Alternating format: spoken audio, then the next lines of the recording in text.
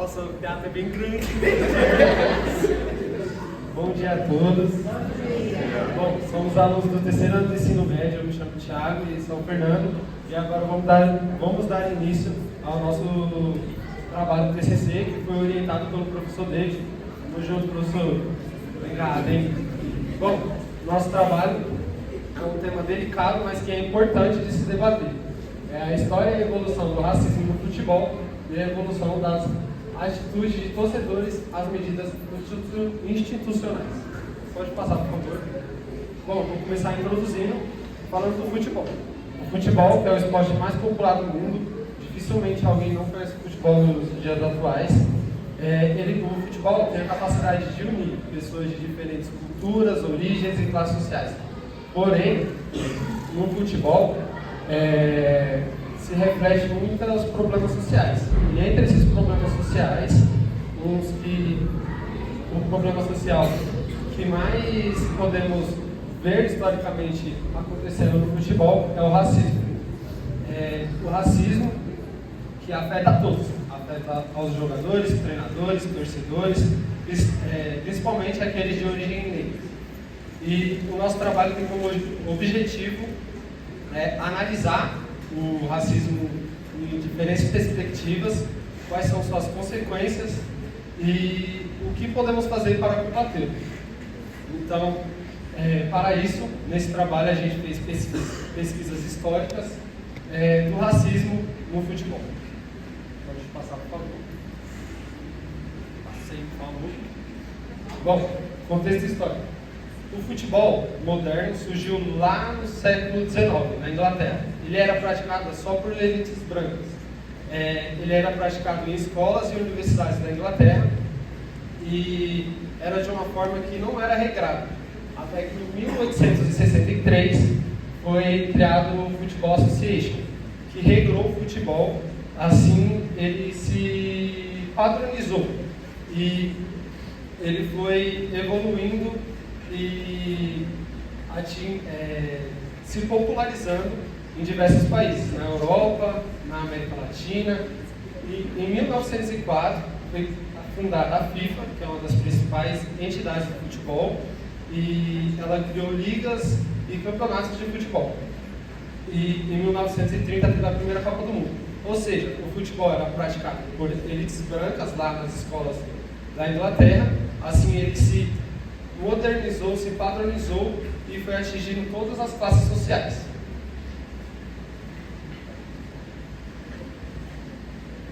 Eu vou contar como o futebol chegou no Brasil. O futebol chegou em 1894 por um jovem chamado Charles Miller, que foi fazer a espécie de um intercâmbio na Inglaterra e acabou se apaixonando pelo esporte. Aí ele trouxe aqui para São Paulo uniformes, as regras e bolas também para a prática do esporte. A intenção no início era ser um esporte elitizado, como a gente vê o tênis hoje em dia, onde só as elites brancas iriam praticar, em clubes privados, associações privadas ou em escolas particulares, onde só as pessoas mais poderosas, os filhos das pessoas mais poderosas iriam estudar. Aí, como o futebol é um esporte muito fácil de ser praticado, onde com um chinelo, um tijolo e uma mão você consegue praticar, começou a conquistar as classes operárias. E como o futebol trouxe aqui para São Paulo, aqui em São Paulo é um estado onde tem muitas construções e os terrenos que não são usados para as construções são porque são próximos de rios, lagos ou represas, porque eles alagavam e não tinham um lucro muito bom para essas construções. Até que os operários viram uma oportunidade nesses terrenos para praticar o futebol, porque quando ele alagava e depois de um tempo que secava, ficava em condições perfeitas para a prática do esporte. Como ele começou a se popularizar, ocorreu a profissionalização do esporte aqui no Brasil em 1920.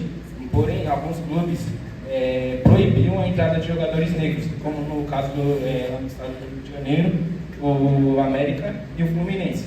Aí, para burlar esse sistema, os jogadores negros usavam a maquiagem pó de arroz por todo o corpo para se fantasiar de negros, até que numa partida entre esses mesmos clubes, o América e o Fluminense, um jogador do Fluminense chamado Carlos Alberto foi fazer essa técnica do pó de arroz e no meio da partida ele começou a suar e a maquiagem começou a se desmanchar e todo mundo viu que ele era negro e causou uma grande repercussão na época. Até que algumas décadas depois, na década de 40 e na década de 50, começou a ascensão de alguns jogadores negros, como está aqui no slide, o Leônidas da Silva e o Pelé. Porém, mesmo com a ascensão desses jogadores negros, não eliminou o racismo que tinha com eles.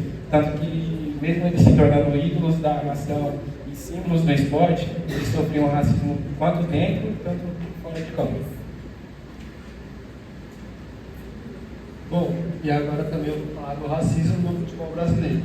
No Brasil, apesar da sua diversidade cultural, o racismo revela contradições importantes. No Brasil, onde grandes ídolos como Pelé, Garrincha, entre outros grandes nomes do futebol que são de origem negra, isso não adiantou muita coisa e o racismo permanece constante. E com isso a gente trouxe um caso que aconteceu em 2014, que durante o campeonato da Copa do Brasil, uma partida entre Santos e Grêmio, onde torcedores do Grêmio insultaram o goleiro do Santos, o goleiro Aranha, por ele ser negro. A CBF, que é a Confederação Brasileira de Futebol, puniu o Grêmio eliminando da competição. Isso causou uma grande repercussão nacional e era sinalizando que o racismo não seria tolerado no futebol brasileiro. Porém, acontece que até nos dias atuais vem acontecendo, eles punem os torcedores quando eles conseguem identificar, não deixando ir no estádio, punem os clubes financeiramente, apesar do futebol, que mexe com milhões, eles punem tipo 50 mil, que não adianta muita coisa, é pouca coisa para os clubes. E é isso, pode passar o slide aí, por favor. E também tem o racismo no cenário internacional. O racismo foi muito forte lá na Europa, principalmente em 1970 e 1980, onde pessoas migraram para lá, pessoas de origem africana e caraíbenha, que migraram para os países da França, Inglaterra, Itália, e isso causou muita discriminação racial nos campeonatos lá da UEFA, FIFA, e aí essas entidades do futebol criaram uma campanha, Silent Racism, que seria Diga Não ao Racismo, e isso causou medidas antirracistas na Europa.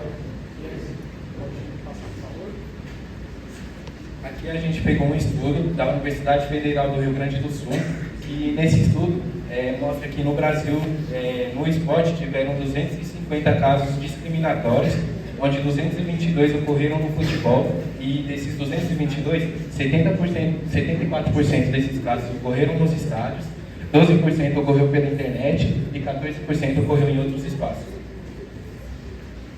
E aqui a gente separou alguns casos emblemáticos de racismo. Um aconteceu com o Vinícius Júnior, que a gente vai se aprofundar mais pra frente.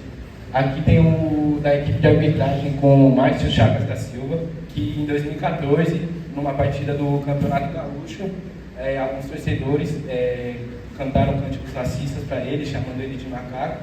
E além disso, no estacionamento do estádio, conseguiram identificar qual era o veículo dele. E picharam o carro dele, apedrejaram e jogaram bananas também em cima e amassando, vandalizando o carro dele. E outro caso que ocorreu na Espanha, com o jogador brasileiro Daniel Alves, em 2014 também, numa partida entre Barcelona e Villarreal. Ele foi cobrar um escanteio e os torcedores do Villarreal começaram a chamar ele de mono, que traduzindo é macaco, e também começaram a tirar bananas. E como forma de resposta, ele pegou uma dessas bananas que foram atiradas e comeu. E depois ele deu uma entrevista falando que, em vez de ofender ele, acabaram ajudando ele com as bananas, porque as bananas têm algumas fibras que evitam algumas lesões musculares nos jogadores. Bom, e tem um caso de racismo com o Vinícius Júnior, que a gente decidiu escolher de forma específica, porque o Vinícius Júnior é uma figura importante na luta contra o racismo. Ele que, desde o começo da sua carreira, sofre com isso. Ele é um jogador brasileiro que atua atualmente na Europa, num time espanhol, que é o Real Madrid.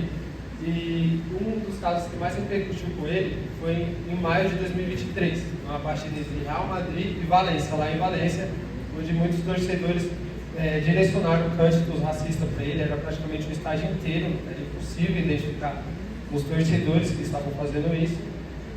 E também, outro caso foi em 2022, uma partida, um clássico espanhol, que é Real Madrid e Atlético de Madrid, onde torcedores pegaram um boneco, colocaram a camisa do Vinícius Júnior e amarraram numa ponte simbolizando o enforcamento. É muito triste realmente.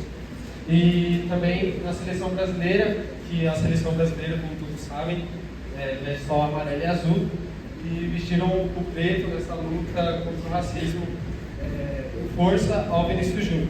O Vinícius Júnior, ele sempre cobrou ações incisivas de campeonatos, da La Liga, que é o campeonato espanhol, fazer algo contra esses racistas. E por isso que muitas pessoas elogiam o Vinícius Júnior, porque ele bate de frente o racismo.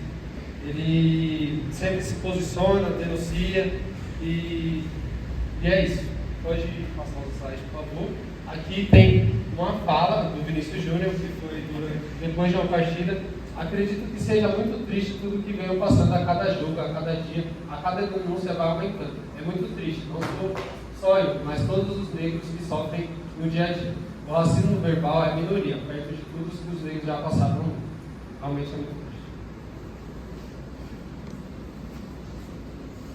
Eu vou falar sobre algumas medidas antirracistas que foram implementadas. Temos algumas que o Thiago falou, como a da FIFA, que é uma campanha do Say No to Racismo, que é Diga Não ao Racismo. Temos a da UEFA, que é a Federação Europeia. Ela apoia projetos como o Respect e alguns outros para combater o racismo. E eu vou aprofundar um pouco aqui no Brasil. A CBF, em 2022, ela criou um protocolo da discriminação, onde ocorrem algumas multas que eles consideram severas aos clubes que os torcedores, jogadores ou a comissão técnica praticam esses atos racistas, que, como o Thiago falou anteriormente, as multas variam de 50 a 200 mil reais, que a gente sabe que no futebol não é muito impactante, porque no futebol a gente trata de milhões de reais. E também criou alguns órgãos internos junto com o governo, tanto que a partir de 2025 nos estádios será obrigatório a câmeras dentro do estádio, além do reconhecimento facial na catraca.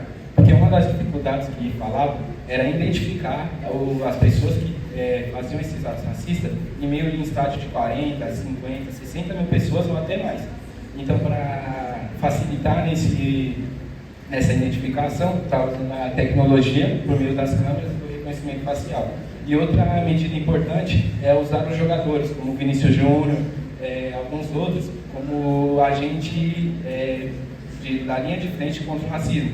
Porque esses jogadores têm um poder muito grande de influência, tanto para os adultos, adolescentes e principalmente para as crianças, que vêm como inspiração. E para concluir o nosso trabalho, o futebol, assim como todo esporte, tem a função de unir, também de unir diversas etnias, culturas, e infelizmente o racismo é um problema que ainda está no esporte, que tem que ser combatido para acabar. E o futebol, com punições mais severas, pode ser uma grande ferramenta para combater o racismo no geral, por conta que, como eu falei anteriormente, o futebol é uma questão de marketing muito grande. Até você que não gosta do futebol, você vai saber algumas notícias de futebol por conta da grande repercussão. Para concluir também, eu quero reforçar isso que o Fernando falou. A gente sabe da grandeza que tem o futebol, como é o esporte mais popular do mundo, ele tem muita influência. Ou seja, esses atos racistas não devem ser tolerados de jeito nenhum. Não só racista, mas todo ato de preconceito tem que ser punido de alguma forma para tentar acabar com isso de uma vez por todas. Né? E é isso, gente. Muito obrigado e até assistir.